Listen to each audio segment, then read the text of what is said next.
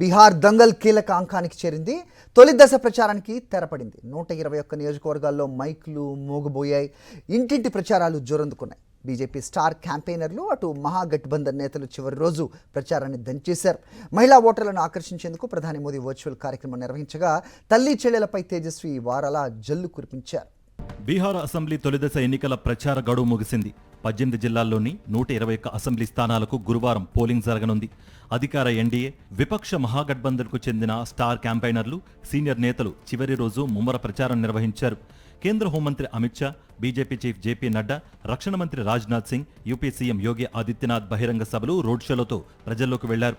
అటు రాహుల్ గాంధీ, తేజస్వి యాదవ్ సహా ఆయా పార్టీల అగ్రనేతలు విస్తృత పర్యటనలతో ప్రచారాన్ని హోరెత్తించారు.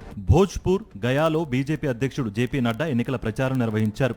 పార్టీ స్టార్ క్యాంపెయినర్, రక్షణ శాఖ మంత్రి రాజ్నాథ్ సింగ్ వైశాలి, పట్నా, సహర్సా, ముంగేర్ జిల్లాలో పర్యటించారు. దర్భంగా, ఈస్ట్ చంపారన్, వెస్ట్ చంపారన్ జిల్లాలో కేంద్ర హోంమంత్రి అమిత్ షా ఎన్నికల ప్రచారంలో పాల్గొన్నారు. యూపీ సీఎం యోగి ఆదిత్యనాథ్ దర్భంగాలో ఏర్పాటు చేసిన రోడ్ షోకు భారీ సంఖ్యలో జనాలు హాజరయ్యారు. మరోవైపు బీజేపీ, ఎన్డీఏ మహిళా కార్యకర్తలతో నమో యాప్లో ప్రధాని మోదీ మాట్లాడారు. బీహార్లో తన ప్రచార సభల్లో రికార్డు స్థాయిలో మహిళలు పాల్గొన్నారని చెప్పారు. మహాగఠబంధన్ తరపున కాంగ్రెస్ సీనియర్ నాయకులు రాహుల్ గాంధీ, ఇతర నేతలు గయా, ఔరంగాబాద్లలో విస్తృతంగా ప్రచారం నిర్వహించారు. సుల్తాన్పూర్, బెగుసారాయ్, ముజఫర్పూర్, వైశాలి జిల్లాల్లో మహాగఠబంధన్ ముఖ్యమంత్రి అభ్యర్థి తేజస్వి యాదవ్ సుడిగాలి పర్యటనలు చేశారు. గయాలో సమాజ్వాదీ పార్టీ అధ్యక్షుడు అఖిలేష్ యాదవ్ పాల్గొని విపక్ష కూటమికి మద్దతుగా ప్రచారం చేపట్టారు.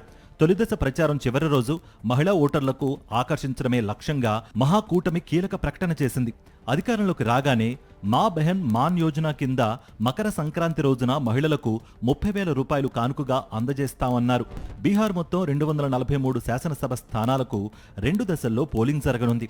నవంబర్ 6, 11వ తేదీల్లో పోలింగ్, 14వ తేదీన ఓట్ల లెక్కింపు ఉంటుంది.